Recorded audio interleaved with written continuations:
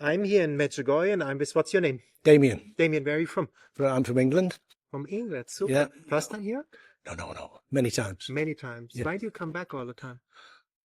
Our Lady calls you, and it's like home. We come here, and it's our second home. Wow. Can you explain a bit how somebody who's watching now and doesn't know Medjugorje, what does it mean? It's hard to explain because you come here and you look round, and sometimes you think, well, why did I come? But there's a feel to the place. There's an atmosphere. It's tangible, and I think that's what hooks you and brings you back every time. And that's why we're here again. And you meet so many nice people, and everybody here has come here for the same reason. They don't know it, but they are invited. And to walk around somewhere we can walk around with the rosary beads and not get any abuse, and it's just amazing. So that's why I feel that's the main reason you come back, because I think you're invited every time. By Our Lady. By Our Lady. You feel her presence here. Oh yes. Could you describe how you can feel the presence? I don't know. You just know it. Yeah, you just know in here that that she's here. I mean, people come looking for signs and wonders and miracles and that, and we didn't come that way. We when we first heard about it, we were very intrigued to come and see what it was all about. I came in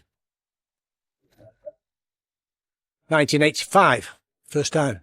And the reason I heard about it was we'd been to Lourdes, and on the plane on the way back, there was a family who, the son was this big, and he's the one who started Murray's Meals. Wow. Yeah. Now they were on the plane, they're all very young, and they said to us, "Have you heard of Medjugorje?" And I went, "No."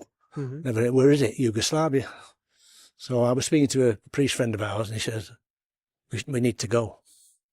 So I had a cousin who was a travel agent, and he said, "Where is it?" I said, "Well, it's Yugoslavia, and it's somewhere around Split." But in those days, anyway, he got us a plane to Split. But in those days, the communists were rife. So you couldn't say, "I want to go to Medjugorje." When you were waiting for the bus, you couldn't say, because they wouldn't serve you. They'd just ignore you. So you had to say, "All right, can I go to Chitluk?" So, yes, that's fine. On the way to Chitluk, we were saying, "How will we know when it's Medjugorje?" Well, an hour out of Medjugorje, lots of people go on the bus, very young people as well, with rosary beads. Now I said to my friend, "They must be going to Medjugorje." So we'll watch them. So they started to get off the bus. We got off the bus, walked down a very track, which is now main road to the post office. That road was a track. And we came down there, and all of a sudden you turn the corner and there's the church. And it was just like, oh yeah. But you felt it. The first time we went in, 6:30 Mass on a Sunday, that's when we arrived. And they were singing the hymn of Medjugorje, and it just hit me there. In the heart. Oh, it was wonderful. The people were singing their hearts out, lifting the roof. And I knew then that the faith was here. It was very strong. And we've been coming back ever since. Wow, amazing. Yeah. At the time you were already great Catholic, really believing in your faith. I was a Catholic. I mean, I was a Catholic. I wasn't a strong Catholic. I'd had time out the church, like most people do, for various reasons. But had gone back to the church at that time, and we had been on pilgrimage to Lourdes, and many times to Walsingham in England. Walsingham, England's Shrine of Our Lady, England's Nazareth, they call it. So I've been there many, many times, still go there.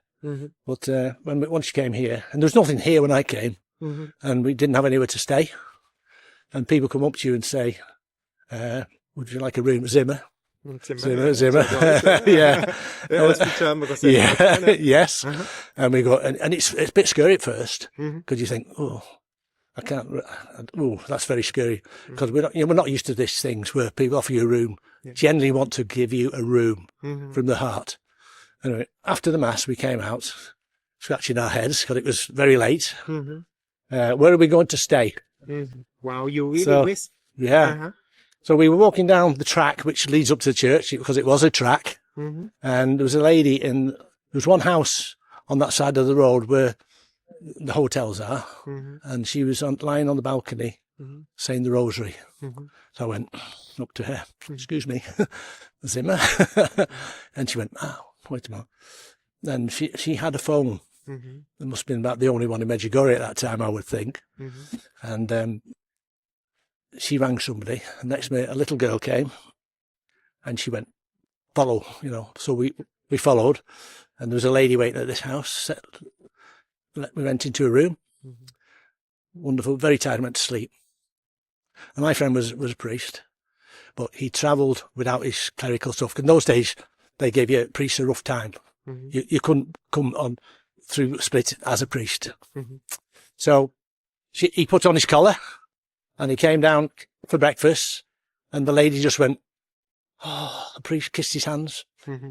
Brought half a dozen neighbours in. They all kissed his hands. Mm-hmm. Because the priest is very special. Yeah. Very special here, They have particularly. reverence to Very, priests. yeah, absolutely. Mm-hmm. We had a week with them, and it was a wonderful experience. We had so many wonderful experiences with her. And at the end of the week, Mm-hmm. we said, right, how much? And they went, no, how much money to pay? No. And he got across, and he went, we couldn't understand each other, but he said, for Jesus, basically, for Jesus. Mm-hmm. And we went, no. So we put a load of money down, and we left, and we came away, and we've been come back ever since. Mm-hmm. And those two people now are in a grave behind Father Slavko, and I go every time to visit them. Say thank you. Yeah, oh yeah, they were wonderful people, absolutely wonderful people, and looked after us, and you know, it was just an experience. You can't explain it unless you've been and had that sort of experience. You can't, because people don't believe it these days. That people are very cynical these days. They don't understand that people were genuine. In those days, it was just unbelievable, and we learnt a lot. There must be still something. If not, you wouldn't come back anymore. No, it's changed. You know, absolutely. When you look at everywhere now, there's buildings everywhere, there's cars everywhere, coaches everywhere, and yet it still has that peace. But still has That peace. The peace is still there. And when you go to adoration outside, you know, you can be with 10,000 people, and you can hear a pin drop. It's silent. The reverence to Jesus. And that's what, to me, the adoration is very, very, very special.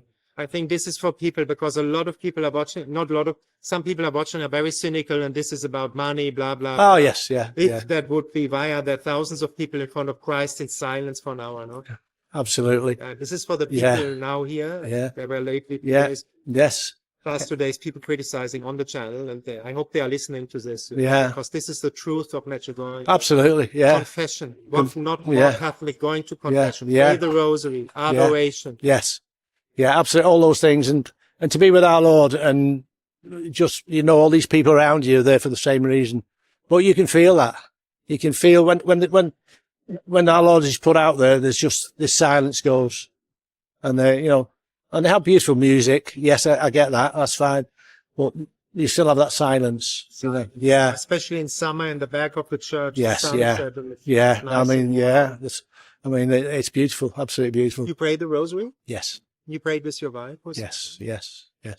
Did you always pray that, or that came No. on the way? No, we didn't. We always think, oh, it's a long thing. You don't have time for things like that. You know, it's But I wanted to ask, to get to the point, is your marriage changed when you prayed the rosary together? Yes. Got more peaceful? What was the change? I don't know. It's, I think you just become closer. You become closer and more respectful of each other almost. So again, it's More respectful of each other. And it's, these things are hard to explain, but you just know, you just feel, you know, it's powerful. The rosary's powerful. And Yeah. you are married quite a while. What is the secret then? Could you tell people, a lot of young people that want to have I know. vocation here, marriage? I think it's to be tolerant, to be patient with each other, to always understand each other's point of view, and never go to sleep without if you have an argument, don't go to sleep without making it right. And that was something that was always told. And it's true. I mean, it's not easy, marriage, not easy. Yeah. You know, you have your ups and downs. Everybody has their ups and downs. But we've come through it many times. And you said the rosary helps a lot, no? Yes, yeah. And we've been married well over 40 years now, so. Wow, beautiful. How did you encounter yourself? It's always a fascinating story. How did we meet? Meet, yeah?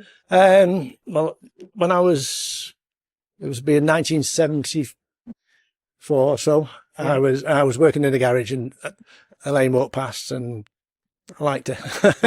So I asked her out. I asked her out basically. That's And how it started. that's how it started. Now? 4 children, yeah. Beautiful. All grown up, 4 grandchildren, who are a blessing. They're all blessings, but yeah. So you got confession as well? Yes. It Yeah. seems so natural. What would you tell people who didn't confess for a long time, maybe you want to go to confession now? Yeah. What would you tell them? Never be frightened. It's not the priest, because Jesus is giving you, Jesus is blessing you and forgiving you. And you've got to not worry about what the priest, because the priest is acting on his behalf. And if you put that in your mind, and the priests never judge, you know, there's people here, been here 40, 50 years, haven't been to confession, and they come out and they're crying because it's really touched them. It's the peace that it brings, because no matter, even if you go to confession once a month, you still feel uplifted and special when you come out of confession. It's just a feeling that it's hard to explain. There's lots of things hard to explain, but that is because it's, you know, people say, oh, you're mad. You know, religion, God, there's no God. Well, there is. There is. And there are Catholics in England. Yes, Beautiful. there are. And there's lots of Catholics who, you know, sometimes I think maybe they don't believe in God, but sometimes you have to search for God. God doesn't always say, you know, come here, pluck you out, saying, I'll have a little chat with you. He doesn't always do that. But if you search for it, I think you'll find him. Because a lot of people have a need. They don't know how to go about it and connect. Yeah. And what would you tell? I think the problem is a lot of people think that God the Father is an old angry man with a white beard who wants to judge us. That's right. No. How is he really? He wants you to go to heaven. That's what he wants you to do. And he loves you. And he'll do everything in his power for you to go to. He will give you ways. You might not always recognize them. That's the problem. But once you recognize them, the footpath's there for you. But he's not angry. Not at all. No. He's love, no? Oh, yes, absolutely. Pure. Yeah, yes, he is. Amazing, yeah. You have a special place here in Medjugorje you like to go to? Or? I think what it is, when we go, the small adoration chapel's nice. I go in there. That's lovely in there because that's peaceful and quiet. But my favourite is the adoration outside. That's it, yeah. Like yesterday evening was nice. Yes, and tonight will be lovely, weather permitting. But I think it's going to be okay. Yeah. And the last question, what would you tell people why might come to Medjugorje one time? I would say, come and see. Come and see.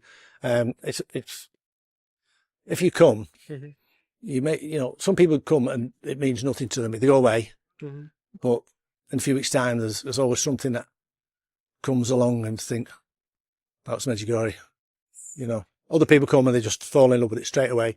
But I did that, and then Elaine came after me, a few months after me, and yeah. But I would say to people, just come and look. There's no harm in looking, you know, and you may find something here, but you've got to come with an open mind and an open heart, and don't come cynical. Lots of people do say, oh no, it couldn't possibly happen, but it does, because the world needs it. The world at the moment's a mess, and we need peace all over. Oh, peace all over the world. Yeah, absolutely. The peace that you get here is very tangible, and you're away from the world here. You know, the world's there somewhere. It can do what it wants when you're here. The heavy sound of the world. Oh, the noise, everything. Noise. Yeah, the noise. Come here. And there is noise, but it's holy noise. People are praying. You hear hundreds of people praying. You know, they go up to the Blue Cross, which is very beautiful up there. And like this morning, must have been 200, 300 people up there this morning, all singing, praying, listening. And is that the beauty of the Catholic faith that you have to describe why you are Catholic, a convinced Catholic? What is the beauty of our faith? Well, it's from Jesus. It's from Jesus. It's not man-made.